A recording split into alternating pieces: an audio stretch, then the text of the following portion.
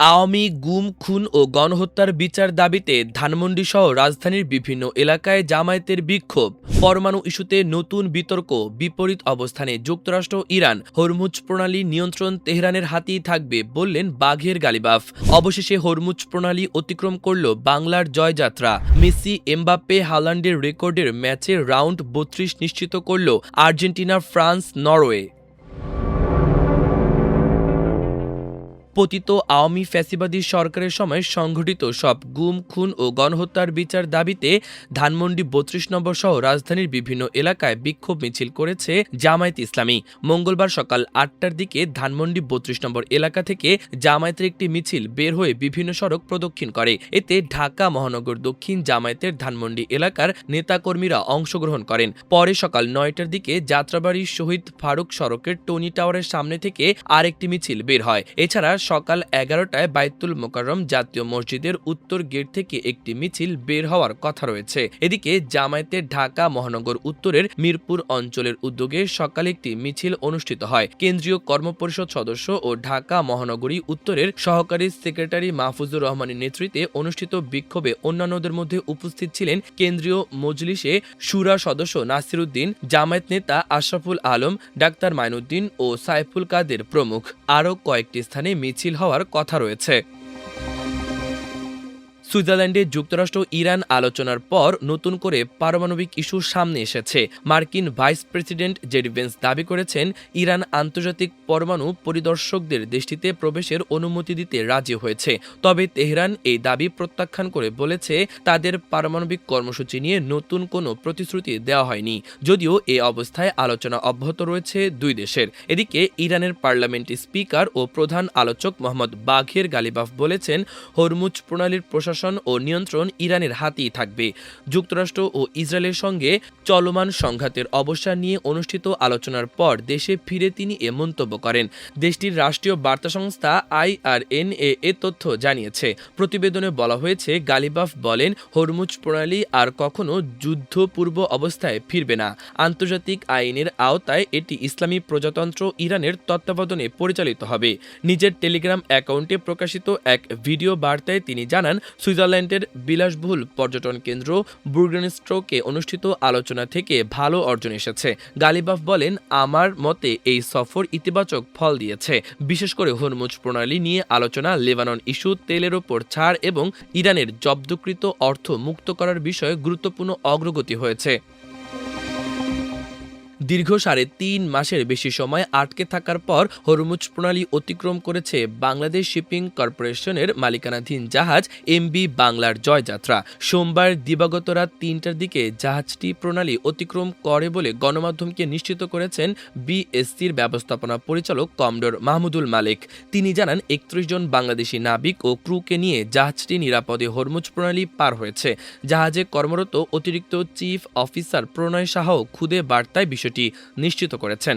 Iran Israel সংঘাতের কারণে গত ২৮ ফেব্রুয়ারি থেকে জাহাজটি কার্যত পারস্য উপসাগরে আটকে ছিল। এর আগে সংযুক্ত আরব আমিরাতের জেবল আলী বন্দরে পণ্য খালাসের সময় জাহাজের কাছাকাছি এলাকায় ইরানের একটি ক্ষেপণাস্ত্র আঘাত হানলে নাবিকরা অল্পের জন্য রক্ষা পান। প্রায় ৩৭,০০০ টন সার নিয়ে দক্ষিণ আফ্রিকার উদ্দেশ্যে যাত্রার প্রস্তুতি থাকলেও হরমুজ প্রণালী অতিক্রমের অনুমতি না পাওয়ায় জাহাজটি বারবার যাত্রা শুরু করতে ব্যর্থ হয়। এ সময় পররাষ্ট্র মন্ত্রণালয়, নৌপরিবহন মন্ত্রণালয় ও BSC বিষয়টি নিয়ে তৎপর ছিল। একাধিক প্রচেষ্টার পর চতুর্থবারের চেষ্টায় জাহাজটি প্রণালী অতিক্রমে সফল হয়। প্রণয় সাহা সোমবার রাত 12:30টার দিকে জানান, তারা হরমুজ প্রণালীর উদ্দেশ্যে রওনা হয়েছেন। পরে রাত 3:30টার দিকে আরেকটি বার্তায় তিনি নিশ্চিত করেন যে জাহাজটি নিরাপদে প্রণালী অতিক্রম করেছে। পেনাল্টি শট পেয়ে কাজে লাগাতে পারেনি লিওনেল মেসি। প্রথম আধা ঘন্টায় আরও দুবার নিশ্চিত সুযোগ পেয়েও হতাশ করেন তিনি। তবে নতুন ইতিহাস গড়ার দুয়ারে দাঁড়িয়ে খুব বেশি সময় নিলেন না বিশ্বসেরা আর্জেন্টাইন এ তারকা। ডালাসে সোমবার বাংলাদেশ সময় রাত 11টায় যে গ্রুপের ম্যাচে 2-0 গোলে জিতেছে লিওনেল স্কালোনির দল। জয়সূচক এ গোলেই বিশ্বকাপ ইতিহাসের সর্বোচ্চ গোলের নতুন রেকর্ড গড়েন মেসি। পরে দ্বিতীয় গোলও করেন তিনি। 38 মিনিটে বাঁ প্রান্ত থেকে ফাকুন্দো মেদিনার ক্রসে ডামি করেন থিয়াগো আলমাদা। এরপর মেসির বাঁ পায়ের শট অস্ট্রেলিয়ার জালে। কেউ ভাবেনি শটটি আসলে মেসির নেওয়ার কথা ছিল। চোখ জুড়ানো এক গোলে বিশ্বকাপের সর্বোচ্চ গোলের বিশ্ব রেকর্ড গড়েন মেসি। শেষ মুহূর্তে 94 মিনিটে কাউন্টার অ্যাটাক থেকে মেসির বাড়ানো বল থেকে আলভারেজ সুযোগ পেলেও কাজে লাগাতে পারেনি। এরপর মেসি একবার কিক নিলেও ডিফেন্ডারদের গায়ে লেগে ফিরে আসে। শেষে জটলা থেকে এক অসাধারণ গোল করেন মেসি। বিশ্বকাপে মেসির এখন 28 ম্যাচে গোল সংখ্যা 18টি। জার্মানির মিরোস্লাভ ক্লোসার 16 গোলের রেকর্ডটি এখন একার দখলে নিলেন এ কিংবদন্তি। এ জয়ে যে গ্রুপে 6 পয়েন্ট নিয়ে গ্রুপের শীর্ষের থেকে রাউন্ড 32 নিশ্চিত করেছেন স্কালোনির শিষ্যরা। অন্যদিকে কিলিয়ান এমবাপ্পে যেন এবার বিশ্বকাপে গোলের নেশায় মেতেছেন। সেনেগালের বিপক্ষে জোড়া গোলের পর এবার ইরাকের বিপক্ষেও করলেন 2 গোল। তার দুর্দান্ত পারফরম্যান্সে ইরাককে 3-0 গোলে হারিয়ে এক ম্যাচ হাতে রেখেই বিশ্বকাপের শেষ 32 নিশ্চিত করেছে ফ্রান্স। ম্যাচের শুরু থেকেই আক্রমণে আধিপত্য দেখায় 2018 সালে বিশ্ব চ্যাম্পিয়নরা। শততম আন্তর্জাতিক ম্যাচ খেলতে নামা এমবাপ্পে 14 মিনিটেই দলকে এগিয়ে দেন। ইরাকের ডিফেন্ডারদের ব্যর্থ ক্লিয়ারেন্স থেকে বল পেয়ে মাইকেল অলিসের ব্যাক পাস কাজে লাগিয়ে জাল খুঁজে নেন ফরাসি অধিনায়ক। সেই গোলের মাধ্যমে বিশ্বকাপে তার গোল সংখ্যা পৌঁছে যায় 15-তে। ছুঁয়ে ফেলেন ব্রাজিলের কিংবদন্তি রোনালদোকে।